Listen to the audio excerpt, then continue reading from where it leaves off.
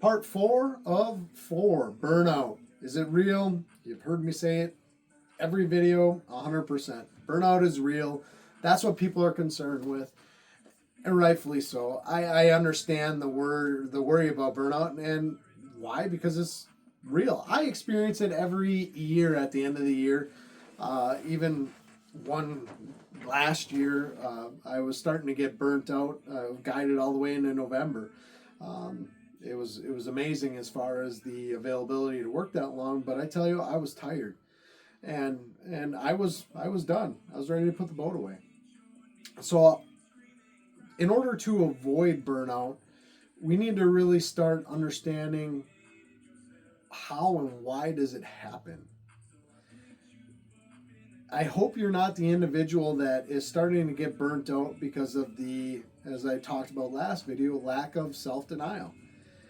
Are you not okay watching other people catch fish all season long while you're not really ever holding a rod? Are you getting burnt out from being a professional photographer? And because I tell you what, you're full-time guide, you will learn to become a professional photographer. It's quite amazing. It's what you can do and what you learn when you start taking photo after photo after photo. If you really want to start getting good at it, which you should get really good at it. How people are holding, there's a whole array. That's a whole nother video that you could do. And if it's one you want me to do, let me know. Wouldn't be super long, but it'd be an interesting one to put together. It'd be kind of fun. So back to refocus. You can see anyway, refocusing here. Lack of self-denial. If you are struggling with lack of self-denial, and that is what's burning you out solely, you are in the wrong industry. I'll just be straightforward. You're not meant to guide. You should not do it. If you are worried that is going to be you, guide part-time for a year, take 20 trips, 20, 30 trips. You will know within 20 to 30 trips whether or not guiding is really meant for you or not at that point. If you cannot contain yourself and you have to grab a rod and you have to fish yourself and be the star of attention, guiding is not for you, because guiding is not meant for you to be the star. Guiding is meant for you to make your clients a star. What is most likely causing that burnout, in my opinion, shouldn't be lack of self-denial, but it's probably going to be the aspect of you are working 6 to 7 days a week. You are working 12 to 16 hours a day, hopefully not more. It does happen, as we talked about. Those are going to be extremely large factors on why you're getting burnt out, because you're tired. Some tough clients, they will have an impact. I won't ever deny that.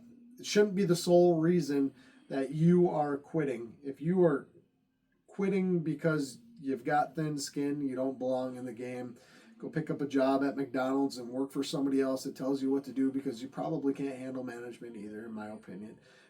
Maybe I'm overstepping here a little bit, but just trying to drive home a point. The comparison game. The comparison game is a very, very real thing, especially with new guides. You new guides that are getting into it. I did this myself. My younger buddy here that's been running the other boat for me, he's experiencing a little bit of it, and I smile because I understand where he's coming from, and just give him a friendly reminder, and he knows it isn't about the guide to guide. It's not a comparison game. You go out there and you want to compete against all these other guides and you want to be the best boat. And for coming from, I was competitive fisherman before I went guide, and now I do both. Not as much as I used to, obviously, but there is always going to be some level of comparison. But if you let that comparison drive your sole force, and you say, I didn't do well today because he did well, and you allow that to build a stress in your guiding career, you are going to have a long season, and maybe a long couple seasons, and that will solely burn you out. You cannot compare your product to another guy's product. Your brand, as we talked about last video, is not the same as that guy's brand. Your brand should be unique to you. You are the face of your company. You are the face of your brand. You're not, you can be the face of this one and this one, but if you're not the face of your own brand and you're trying to compare yourself to somebody else's brand and become that brand, you're going to find yourself stressed right out, and that will slowly smoke you. So don't do it. It's really, really hard not to your first few years because you want to do good. You're excited. You're eager. You want to be the best guy on the market. You want to be able to advertise that. Be careful advertising that. And I understand. But I hope this video finds you. You have that realization in the back of your head. And as you're going through it, you try to practice self-denial with that, in all honesty. And it will help level you back out. The client that says, that gets in a boat and says, you know, you're having a tough day. I was out yesterday and I crushed them. Everybody loves that guy, right? Well, good for you. Every day is a new day. And guess what? The fish were here yesterday too. That's usually my response. Fish were here yesterday too, you know, when I was out. And yeah, I did exceptionally well. But unfortunately, the fish have tails. The barometric pressures change. Different fronts come in. And you know what? Sometimes the fish just aren't that hungry. So how about we move on to the next spot and let's see if we can do better there. How about we just keep bouncing around and we'll do our best to get on them. You ready to get after them? See how you can roll that into it? The very real situation.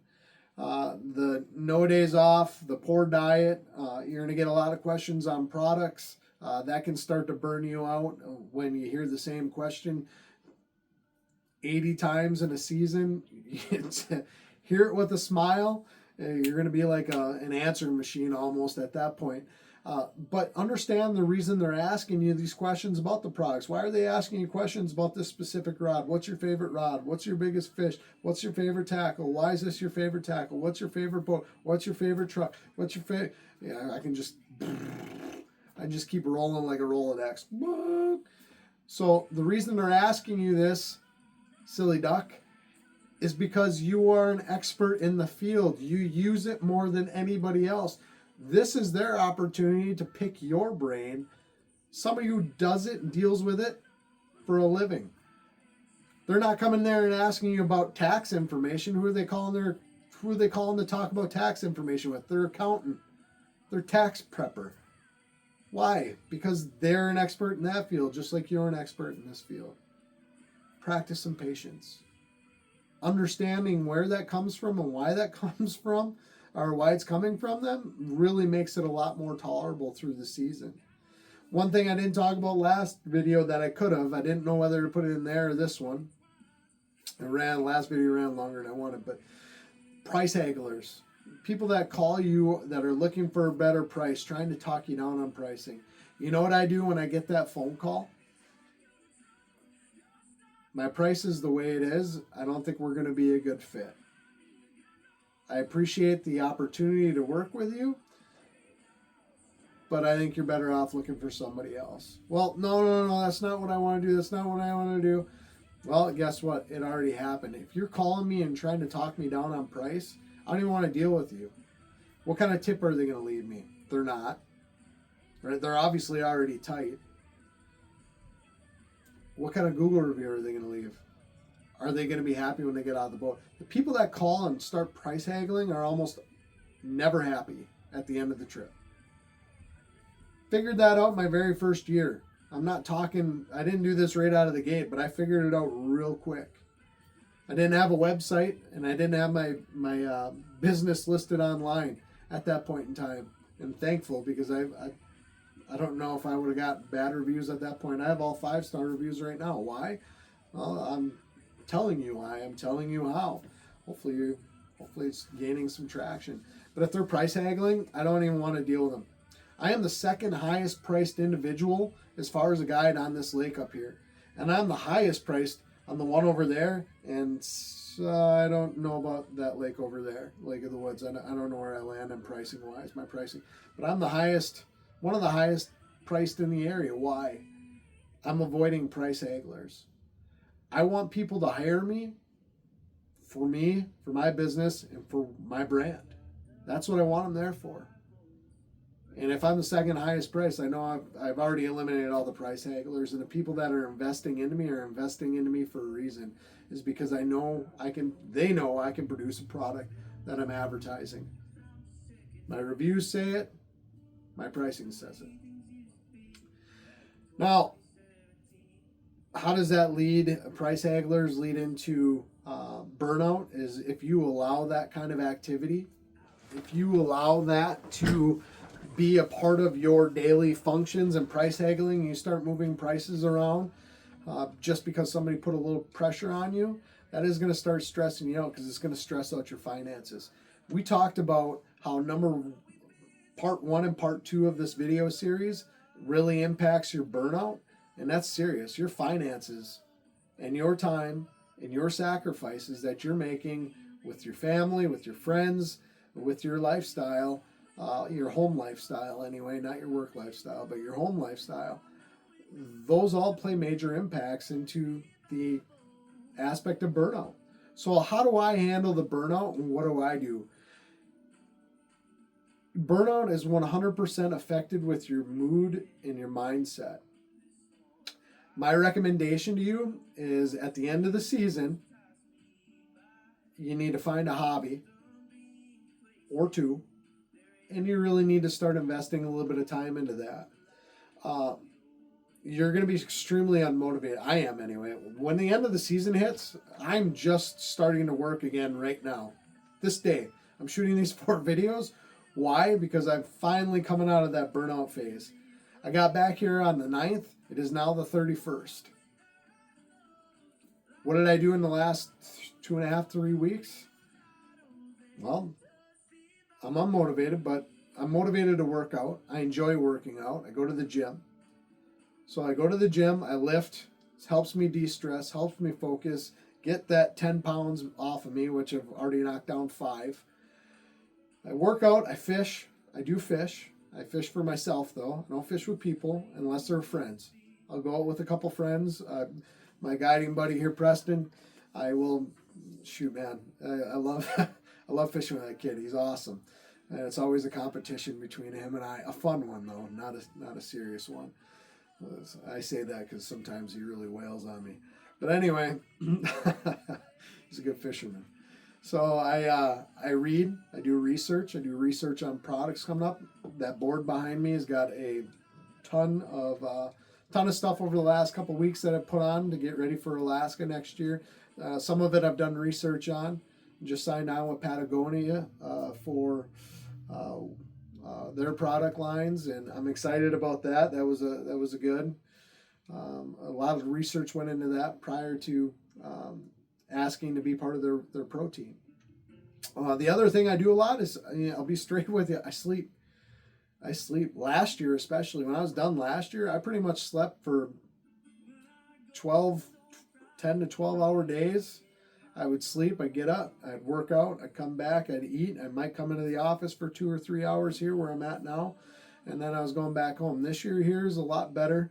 I'm sleeping that 7, 8 hours. I'm to the point now where I'm sleeping less again. I'm starting to get back motivated, which is great. But finding these hobbies and finding these ways for you to de-stress is important. I'm not a huge fan of bowling, but I enjoy the guys that I bowl with. So I bowl on once a week if I can. Or I go and visit them, I'll go and pop in there for a half hour, 45 minutes, just to talk with my buddies and then bounce back out.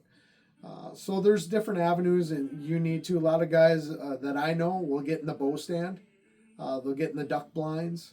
That's their way to de-stress, get away from people, be with people they enjoy, or be by themselves. I'm a lone wolf. I really enjoy being alone.